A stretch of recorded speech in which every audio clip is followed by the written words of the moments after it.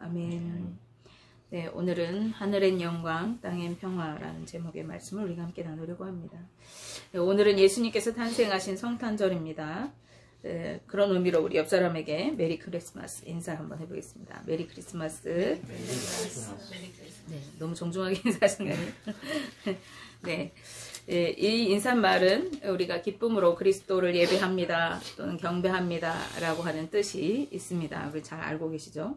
그런데 작년 크리스마스에도 제가 말씀드렸지만 요즘 사람들, 특히 서방 사람들은 이 메리 크리스마스라는 인사보다 해피 홀리데이라는 표현을 더 많이 사용하는 경향이 있는 것 같다고 우리가 말씀드렸었습니다.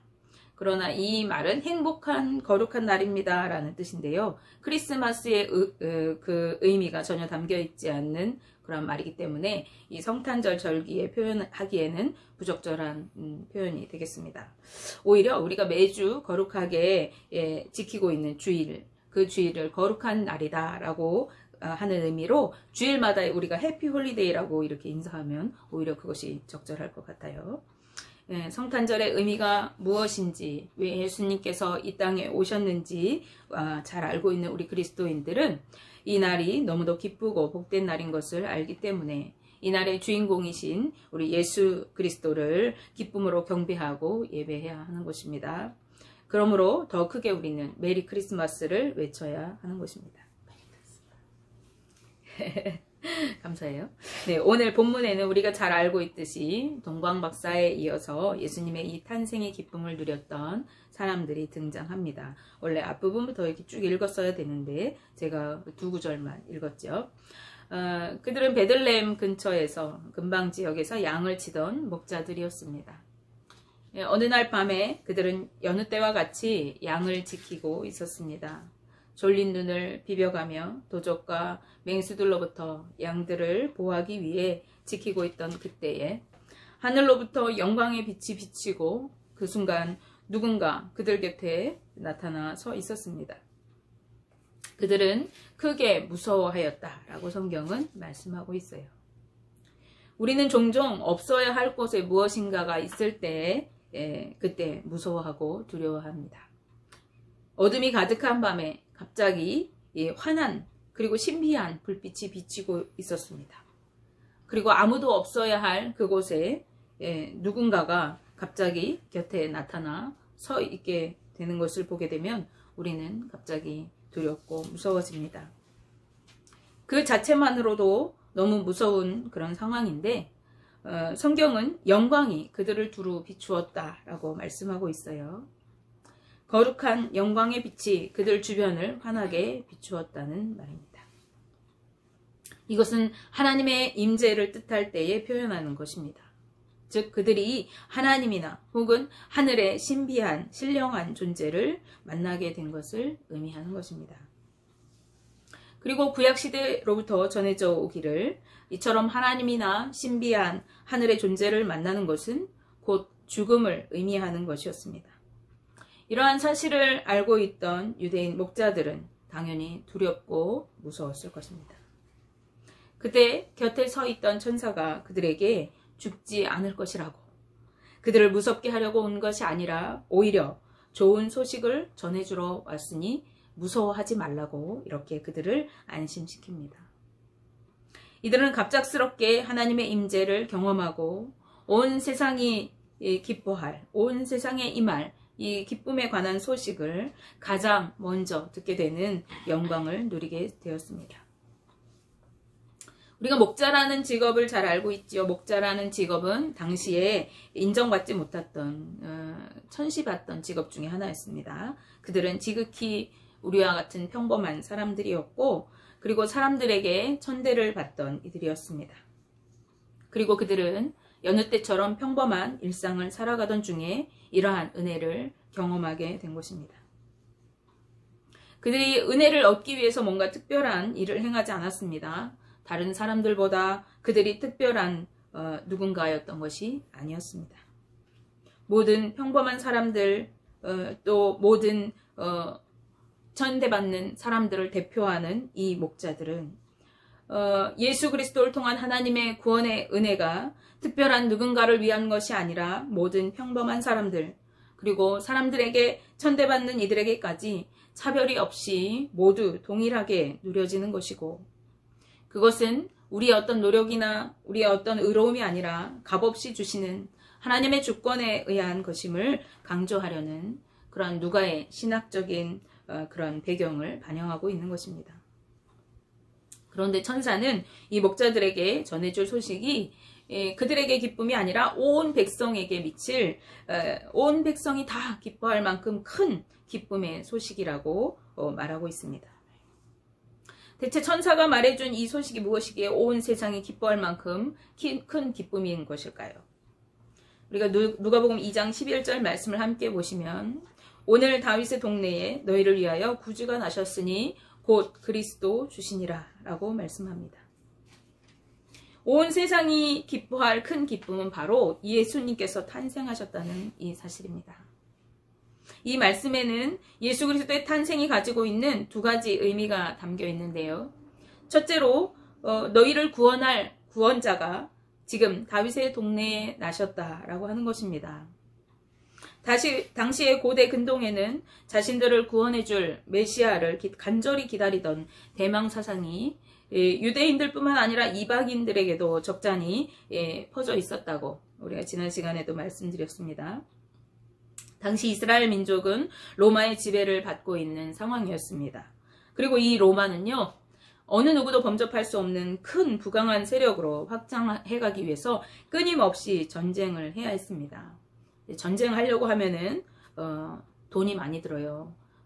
지금도 우크라이나 러시아 전쟁 2조 3천억 이렇게 8천억인가 얘기를 하잖아요. 지원을 해달라고 미국이 요청하고 또 우크라이나가 그렇게 승낙했다 이런 뉴스들이 나오는데, 어마어마한 그 전쟁 자금이 필요하기 때문에 이 많은 전쟁을 치르는 전쟁 자금을 위해서 속국이었던 국민들에게 이 로마는 세금을 어마어마하게 부과하게 되었습니다. 이렇게 길을 막아놓고 길을 다니는 통행세도 내고, 또 집집마다 사람 머릿수대로 인두세를 거두고, 물건에 따라 물건에 대한 그 세금을 거두고 아주 세금에 치여 살 수가 없었어요. 우리나라도 이제 세금이 엄청 오를 거라고 그런 얘기들이 도는데, 그래서 이 백성들은, 이스라엘 백성들은 넉넉하지 못한 삶, 또 다른 로마 민족으로부터 종살이하고 있는 그 속국으로 있을 때 있는 그 상황 가운데서 삶이 막중한 세금을 매겨짐으로 인해서 막 일을 해도 돈이 안 되는 거예요. 삶이 피폐해지고 고단한 상황에 놓여 있었습니다. 그러기에 그들은 이 자신들의 이 경제적인 고통, 또 삶의 고통, 그 시련으로부터 자유하게 하고, 또 정치적으로, 경제적으로 독립할 만한, 자신들을 독립시켜줄 만한 그 구약시대의 다윗왕과 같은 위대한 인물이 나타나서 이 로마로부터 자신들을 구원해주기를 고대하고 있었던 것이에요. 그런데 그들이 이렇게 간절하게 기다리는 자신들에게 자유를 줄 그 구원자, 자신들의 이 고통과 시련에서 벗어나게 해줄 구원자가 지금 탄생했다고 하는 소식을 듣게 되는 것입니다. 이 얼마나 기쁜 상황이겠어요. 우크라이나 백성들, 또 러시아 백성들의 가장 듣고 싶은 말은 전쟁을 끝내주겠다, 너희들에게 자유를 주겠다 하는 말일 텐데, 그런 말을 들은 것과 같은 것이죠. 이 이스라엘 민족들에게 이것만큼 큰 기쁨이 어디 있겠어요? 그런데 예수 그리스도는 그들이 바라는 것처럼 이렇게 정치적으로, 경제적으로 구원을 이루는 것만을 위해서 오신 분은 아니었습니다. 예수님은 이들이 말하는 것처럼 어떠한 권력을 가지고 로마를 압제하고 그들에게 독립된 새로운 나라를 세워주기 위해 오신 구원자가 아니죠. 그보다 훨씬 더 그들을 자유하게 하기 위해서 오셨어요. 그들에게는 이러한 상황적인 어려움보다도 훨씬 더 심각한 영적인 고통 상태가 온 세상에 덮여 있었습니다. 그것은 우리 인류에게 똑같이 동일하게 적용되는 것이죠. 바로 죄에 매여서 종노릇하면서 어둠과 죄악으로 가득한 삶을 살아가고 있었던 것입니다. 그런 이 땅에 죽음의 길로 달려가고 있는 그 인류를 구원하시기 위해서, 그래서 영원한 생명을 주시기 위해서, 영원한 삶을 우리에게 허락하시기 위해서, 영원한 자유함을 위해서 구원자로 우리 예수님이 이 땅에 오신 것입니다. 그 구원자 예수님이 오늘 이 밤에 태어났다고 하는 소식은 그 소식을 듣는 이들에게 큰 기쁨이 되기에 충분했습니다. 그리고 두 번째는요, 오신 그가 곧 그리스도 주시라고 하는 것입니다. 우리가 잘 알고 있습니다. 그리스도는 히브리어로 메시아라는 뜻이죠. 이 말의 뜻은 기름 부음을 받은 자라는 뜻입니다. 당시 유대인들에게 기름 부음 받아 세워지는 직분 세 가지가 있었어요. 뭐죠? 네. 네. 선지자. 네. 구별되어서 성전에서 하나님께 제사를 드리는 일을 담당했던 제사장을 세울 때에 그들을 머리에 기름을 부어서 거룩하게 구별하였습니다. 다음으로 하나님의 말씀을 받아서 대언하는 선지자가 세워질 때에 머리에 기름을 부었습니다. 그런가 하면은 왕을 세워 나라를 다스리게 할 때에도 머리에 기름을 부어 세웠습니다. 즉 특별히 사명을 가지고 구별되어서 선택된 자들이 세워질 때에 머리에 기름을 부었던 것입니다. 예수님은 이 세 가지 직분을 모두 완수하신 분이시죠. 그래서 예수님의 삼중직이라고 이야기할 때 왕으로서의 예수님, 또 제사장으로서의 예수님, 선지자로서의 예수님, 이 세 가지를 언급합니다. 즉 예수님은 선지자로서 하나님 나라와 그 복음을 선포하셨고요. 또 자신을 단번에 제물로 드리심으로 거룩한 산 제사를 하나님께 드리는 대제사장으로서의 그러한 사명을 감당하셨어요. 그런가 하면은 만왕의 왕으로 이 땅에 오셔서 이 나라의 메시아 왕국을 세우신 분이 예수 그리스도이십니다. 그러나 이때 천사가 선포하는 그리스도의 개념에는 왕의 개념이 가장 강한 것으로 우리가 알 수 있어요. 왜냐면요, 신약시대로 이렇게 넘어오기 전 중간기 시대라고 하는데 그 400여 년 동안에 이렇다 할 선지자가 세워지지 않았습니다.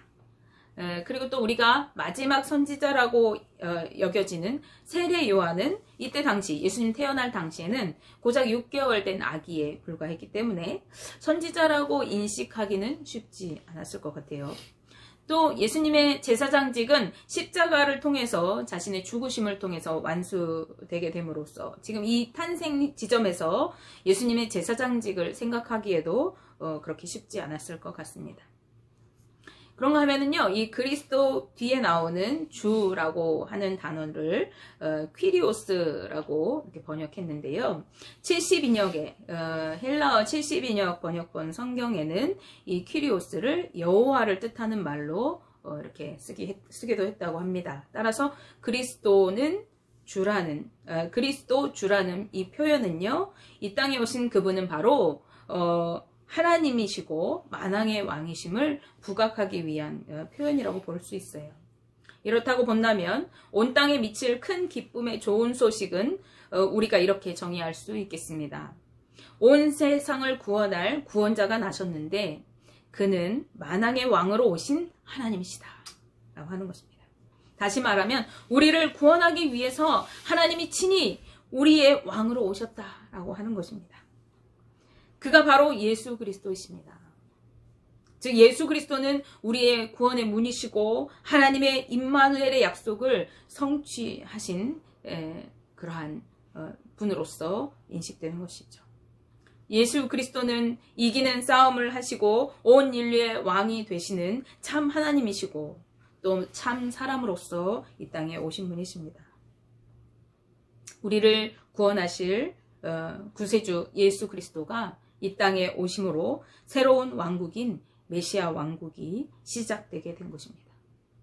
그리고 예수 그리스도는 온 세상의 왕으로 통치하시기 위해서 오시는 승리의 왕이신 것입니다.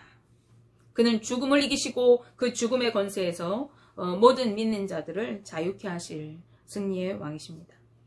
이 얼마나 기쁘고 감격스러운 일입니까?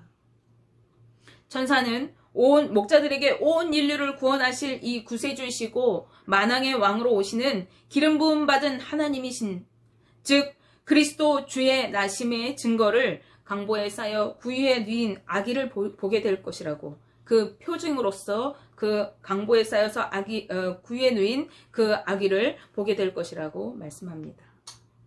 그리고 그 순간 갑자기 수많은 천군이 그들 주변으로, 그들 앞에 나타나서 천사들과 함께 하나님을 찬송하기 시작합니다. 천군은 무엇을 뜻하냐면 하나님의 군대를 뜻해요. 그래서 여기서 왜 천사면 다 같은 천사인데 천군과 천사라고 표현했느냐? 수많은 천사들, 하나님께 수종드는 천사들과 함께 하나님의 군대, 하나님의 그 전령들이 모두 나와서 하나님을 찬양한 것입니다. 왕의 나심을, 구세주의 탄생하심을 축하하는 이 천군과 천사의 찬송의 웅장한 합창이 목자들이 있는 그 광야에 울려 퍼진 것입니다. 누가복음 2장 14절 말씀입니다. 지극히 높은 곳에서는 하나님께 영광이요, 땅에서는 하나님이 기뻐하신 사람들 중에 평화로다 하니라.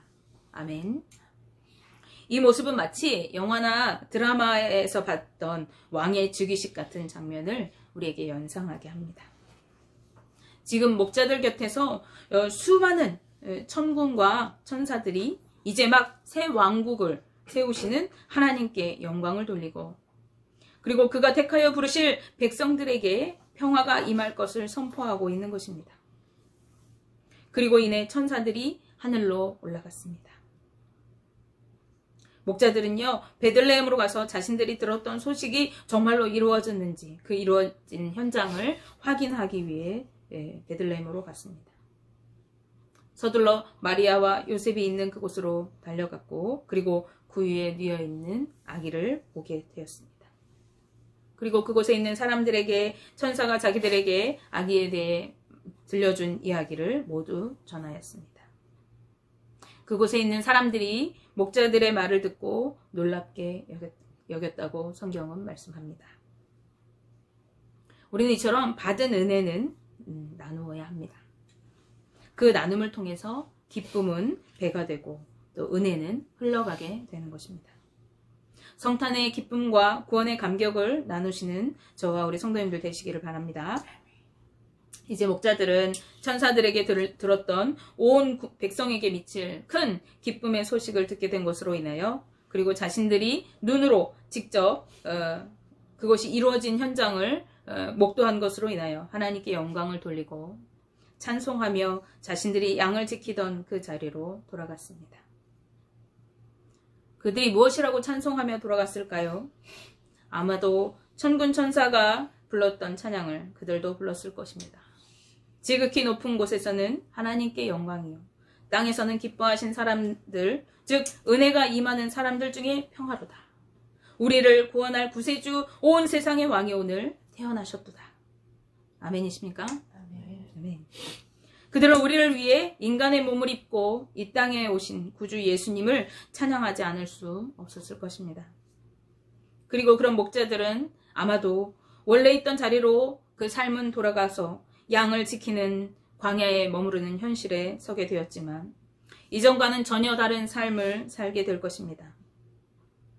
이전의 삶은 어떤 삶이었을까요? 그들은 소망이 없는, 고단하고 힘들고 고통과 슬픔이 가득한 삶이었을 것입니다. 그러나 이제 구원의 확신과 기쁨으로 가득한 그들의 삶은 소망을 품은 삶을 살아가게 될 것입니다. 그들은 그 소망 가운데 어떠한 고통도 기꺼이 견뎌낼 믿음으로 살아가게 될 것입니다. 이것이 성탄을 경험한 자들의 삶입니다.